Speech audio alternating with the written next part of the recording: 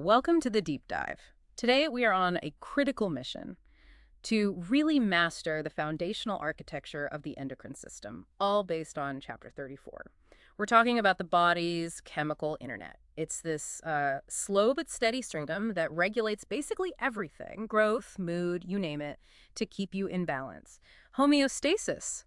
Our goal here is to pull out the core mechanisms, the command center protocols, and the really crucial safety points you need to know, but without it feeling like a textbook. And we should probably jump right into the first big idea, which is we need to change how we think about this system.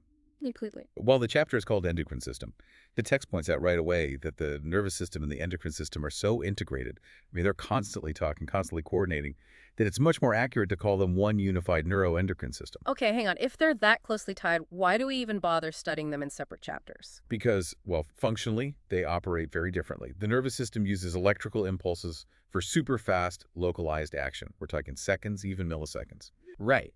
But the endocrine system uses these chemical messengers, hormones, that are secreted into the blood for much slower, widespread, and sustained effects. So think minutes, hours, or in some cases even years. Okay, so today we're focusing on the classic endocrine part, the glands. These are the specialized cells that make the chemical messengers and put them right into the bloodstream. Exactly. So a hormone is basically a chemical text message that uses the blood like a highway to get to its destination. But what really makes something a true hormone? What are the defining rules? Well, conceptually, you can boil it down to this. A hormone is a chemical that's made in tiny, tiny amounts, causes a specific effect, and then, this is key, is immediately removed from your system. If we were to list out the 5 academic criteria, the big takeaways for you are that it's potent in trace amounts, it travels through the blood to specific receptor sites, and once its job is done, it's a necessary distinction, yeah. And that brings us to how hormones actually work at the cellular level. This is where you really see that split between, fast-acting effects versus long-term fundamental changes. Okay, let's call this the speed test. The text lays out 2 theories of action. Which one is for the rapid response, the stuff that happens in seconds? That would be the surface reaction theory. With this one, the hormone can't actually get inside the cell, so it reacts with a specific receptor site that's located on the cell membrane. So it's like knocking on the door. Exactly. The hormone knocks on the door, and the message is passed inside by a second messenger. This is often cyclic AMP.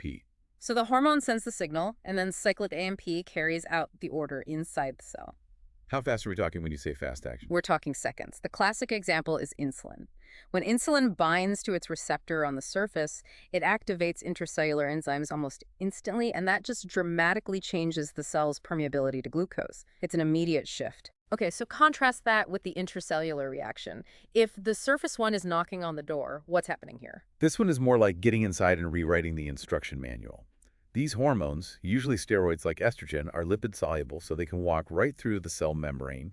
They connect with a receptor site inside the cell, and that whole complex then alters the cell's messenger, RNA, the mRNA. And the mRNA takes that new message where? Straight into the nucleus, where it fundamentally alters the cell's DNA and its function. Whoa, DNA alteration. That sounds permanent and slow. It is slow. Because Yeah. you're changing the basic function of the cell, the effects can take months, even years, to fully show up. Think about puberty or long-term growth. These are profound structural changes that take a long, long time. Fantastic. Okay, so now we get the how. Let's talk about the chain of command. For decades, everyone called the pituitary gland the master gland. That title has been officially retired. Yeah, the hypothalamus is now considered the true master gland of this whole neuroendocrine system. It's the ultimate coordinator. It's centrally located so it can monitor both the nervous system and the blood at the same time. And here's the surprising fact, the thing that explains why it's so powerful. It's in a part of the brain that is poorly protected by the blood-brain barrier. Right, and that sounds like a weakness, but it's actually its greatest strength. It's a design feature. A feature? How? Because it's exposed, the hypothalamus can act as a direct sentinel. It's constantly sensing the circulating levels of electrolytes, chemicals, and hormones that other, more protected parts of the brain just can't see. It regulates everything from body temp and thirst to blood pressure based on all that input. Okay, so it's the master sensor. Huh? And it talks to the pituitary in 2 totally different ways. Let's start with the anterior pituitary connection. That one is purely vascular. The hypothalamus doesn't send fully formed hormones. It sends little messenger molecules called releasing hormones or releasing factors like TRH or CRH. They travel through a special capillary network directly into the anterior pituitary.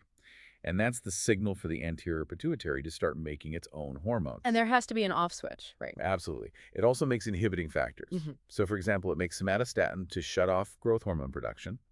And it also produces prolactin-inhibiting factor, or PIF. And here's a critical clinical link. PIF is thought to be dopamine. So if you have a patient on a drug that blocks dopamine, you might accidentally be blocking the off switch for prolactin, Which can lead to inappropriate milk production, galactorrhea. It's a perfect example of how these two systems are linked. That's a great clinical note. Okay, so what about the posterior pituitary connection? How is that one different? It's totally different. It's neurological. The hypothalamus actually manufactures the two posterior pituitary hormones itself. We're talking about antidiuretic hormone, ADH, and oxytocin.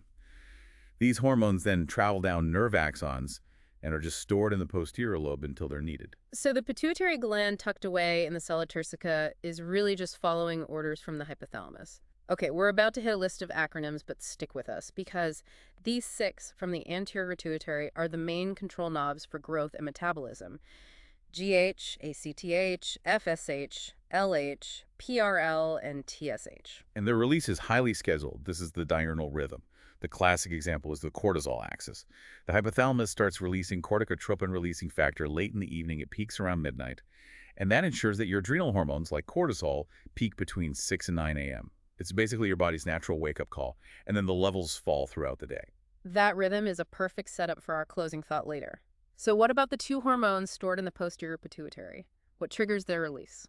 ADH is triggered by one of two things. Either your blood is getting too concentrated, too salty. Increased plasma osmolarity. Right. Or your blood volume drops. ADH then tells the kidneys to hold on to water. Oxytocin is stimulated neurologically, mostly during labor for uterine contractions or during breastfeeding for that milk letdown reflex. And we can't forget the little guy in the middle, the intermediate lobe. Right. That lobe gives us our body's own natural painkillers, the endorphins and enkephalins. They're released in response to severe pain or stress, and they work by blocking the perception of that pain in the brainstem. This brings us perfectly to the core of control, regulation. The whole system really hinges on the negative feedback system, which works through the hypothalamic pituitary axis, or HPA. Think of it like a hormone supply chain. When the supply of the final product is high, the hypothalamus just stops asking for more. When the supply drops, the signal goes out again. It keeps everything in a very narrow, non-toxic range. Okay, let's walk through this using thyroid hormone as the example. Imagine your thyroid hormone levels are low. The hypothalamus senses that drop, and it immediately releases TRH. And TRH travels to the anterior pituitary, which then releases TSH. TSH travels to the thyroid gland and tells it, hey, make more thyroid hormone. And as those thyroid hormone levels start to rise, that rising level is the feedback. It tells the hypothalamus to stop sending TRH, and the whole cycle just reverses itself. Supply meets demand. But there's a complexity here, and it's a critical safety point.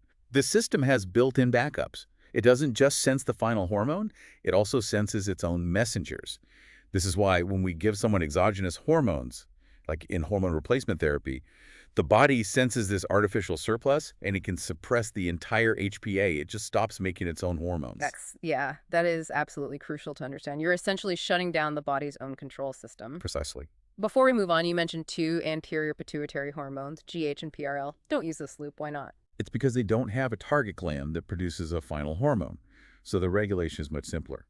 When their levels get too high, the hypothalamus just releases their specific inhibiting factor, somatostatin for GH and PIF for PRL, to shut them off directly at the pituitary. So the HPA controls most of the big picture stuff. But what about organs that need to react instantly to, say, changes in blood chemistry? That's where the alternative regulation systems come into play. They rely on direct local stimulation.